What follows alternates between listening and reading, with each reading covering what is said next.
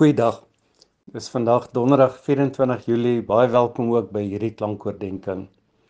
Ons is besig met die reeks oor die lewe van ons Here Jesus hier op aarde en ons het begin in die Ou Testament. Ons het nou die laaste 2 kere stilgestaan by enkele lyne waaruit ons Here dan vanuit die Ou Testament beloof het dat ons Here Jesus gebore sou word en hoe dit vervul is in Christus. Die eerste het ons gesê is dat die Here werklik ook die geslagslyn bepaal het waaruit ons Here Jesus Christus gebore sou word en hy is daaruit gebore. Die tweede het ons gesê uit 'n geskiedenis van duisende jare was daar kort insidente in die wêreldgeskiedenis en in die geskiedenis van Israel wat heen gewys het na ons Here Jesus, en dit is alles beloftes wat in Christus vervul is. Vandag dan 'n derde lyn van vervulling, en dit is langs die lyn van profeseë. Nou daar is geleerdes wat reken daar is oor die 600 profeseë in die Ou Testament wat in Christus vervul is. Ander verskil nou weer van hulle en sê dis baie minder, is iets soos 200, maar die punt is daar is talle en talle. Daar is geweldig baie profeseë in die Ou Testament wat direk heenwys na ons Here Jesus. Ons gaan by enkeles vandag stil staan. Ons gaan uit die Bybel 'n hele klomp teksverse lees. En ek gaan probeer om dit in aanhalingstekens dalk 'n kronologiese lyn van profeseë vir ons net deur te gee. Alles het ons gesê begin by die moederbelofte, Genesis 3 vers 15, waar ons Here beloof daar kom 'n verlosser wat die kop van die slang van Satan gaan vermorsel. Die eerste wat ek gaan lees is uit Numeri 24 vers 17. Daarso lees ons dat Biliam profeteer, iemand gaan kom, die verlosser gaan kom. Vers 17 sê, ek sien hom, maar hy kom nie nou al nie. Ek kyk na hom, maar hy is nie naby nie. Daar kom 'n ster uit Jakob, daar staan 'n heerser in Israel op. Daardie heerser is in die ou vertaling letterlik dan 'n scepter. In Maleagi lees ons die interessante Maleagi 3 vers 1, dat Maleagi profeteer dat daar iemand gestuur gaan word om die koms van die verlosser aan te kondig. En ons weet natuurlik Nuwe Testamenties, dit is Johannes die Doper. Ek lees vir ons so vers 1 in hoofstuk 3. Ek gaan nou my boodskapper stuur. Hy sal die pad voor my met 'n hoofletter uit regmaak, en dan sal die Here na wie julle soek skielik na sy tempel toe kom. Johannes die Doper. In Jesaja 7 vers 14 lees ons dat ons Here Jesus maagdelik gebore gaan word. Jesaja 7 vers 14 sê, 'n jong vrou sal swanger word. Die ou vertaling sê 'n maagd sal swanger word en 'n seun in die wêreld bring, en sy sal hom Immanuel noem. Micha 5 vers 2 praat van die plek waar ons Here gebore gaan word.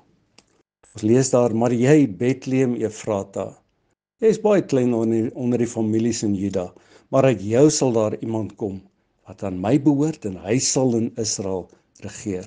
Dis Here Jesus wat kom uit Bethlehem Efrata. Dan lees ons in Jeremia 31 vers 15 van die verskriklike van die kindermoord.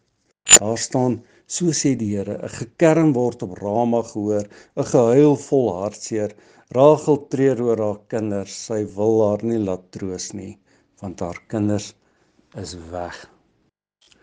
Dan in Hosea 11 vers 1 lees ons iets ook van dat ons Here Jesus na Egipte sou moes vlug. Hierdie is 'n heenwysing wat 'n mens ook dan direk op Christus van toepassing kan maak. Toe Israel nog 'n kind was, het ek hom al lief gehad en het ek hom, my seun, uit Egipte geroep. Ons Here wat saam met sy ouers moes vlug en wat uit Egipte weer teruggekom het na sy eie blyplek. En dan vind ons 4 baie besondere heenwysings na ons Here Jesus. Dit is die sogenaamde 4 knegliedere in Jesaja 42, 49, 50 en dan die laaste deel van 52, 53. En wat hierdie profeseë so besonders maak is dit is 'n direkte heenwysing na ons Here Jesus. En dit is nie 'n verwysing na iemand anders nie of 'n heenwysing nie. Dit is direk net 'n verwysing na Christus. Ek gaan vir ons vanuit die eerste 2, Jesaja 42 en 49, iets van ons Here se roeping beskryf. Ons lees daarso, ons Here sê, hier is my dienaar, ek stel hom aan.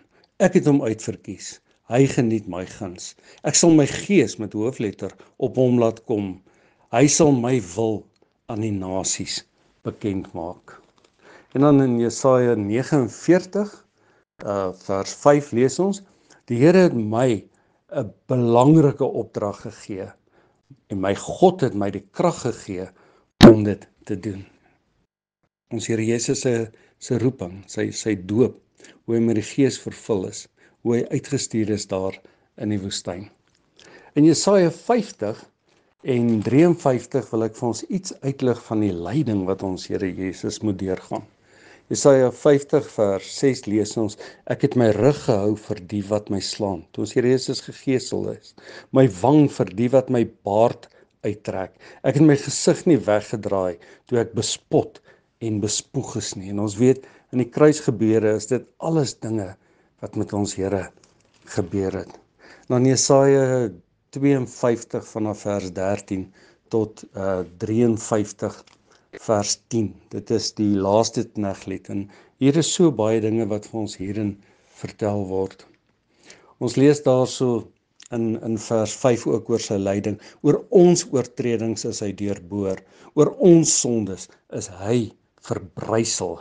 Vers 10, ja, dit was die wil van die Here om hom te verbrysel, om hom die pyn te laat ly. Ons lees ook daarvan betaling vir ons sondes. Vers 6 sê, ons het almal gedwaal soos skape, ons het elkeen sy eie pad geloop, maar ons Here het ons almal se sonde op hom laat afkom. Dit is so kosbaar, as mens dink dit word reeds in die Ou Testament voorspel.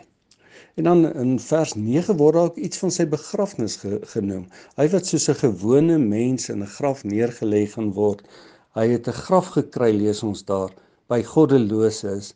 Hy was by sondaars in sy dood, al het hy geen misdaad gepleeg nie, al was hy nooit vals nie. Ons gaan nog na twee verwysings wys. In die Ou Testament word daar ook verwys na ons Here Jesus se opstanding. Psalm 16 vers 10 sê, U gee my nie oor aan die dood nie. U laat die troue dienaar nie in die graf kom nie. Ook hier reeds profeties wat heenwys na ons Here Jesus se opstanding. Die dood kon hom nie terughou nie. Dan die laaste ene, daar's natuurlik nog so baie, maar die laaste ene wat ons gaan uitlig is in Daniël 7. Daar word sy ewige heerskappy dan ook besing. Met ander woorde, ons Here wat opgestaan het uit die dood, hy het opgevaar, hy het die dood oorwin, hy het Satan oorwin, hy het die sonde oorwin en hy heers oor almal en almal. Alles. Ons lees daar dat iemand, soos 'n menslike wese is dan voor God op die troon gebring. Hy het na hom toe gegaan wat ewig lewe en is voor hom gebring. En aan die goddelike wese is die heerskappy, die eer, die koningskap gegee, sodat al die volke, nasies en taalgroepe hom sou dien. Sy heerskappy, ons Here Jesus is 'n ewige heerskappy. Dit sal nie tot niet gaan nie. Sy koningskap sal nie ophou nie. Hierdie was dalk nou 'n bietjie langer klankoordenking as gewoonlik, maar dit is so kosbaar as ons net baie kort kliks na enkele van hierdie heenwysings uit die profeseë uit die Ou Testament kyk wat alles in ons Here Christus Nuwe Testamenties vervul is. Here, hoe groot is alles vir ons opgeteken, die eenheid van die Ou en die Nuwe Testament. U wat die ewige God is van ewigheid tot ewigheid en ons kan nie anders, Here, as om net in verwondering ook voor U te staan nie. En ook as ons kyk na hierdie profeseë wat direk heenwys na ons Here Jesus, sy hele lewe, sy lyding, sy sterwe, sy betaling vir sonde, sy opstanding uit die dood, sy oorwinning, Here, sy hemelvaart, sy ewige koningskap. Dankie dat ons weet, dit was alles vir ons en ons deel daarin. Ons dank U, Here, net vir al die genade en al die liefde. Amen.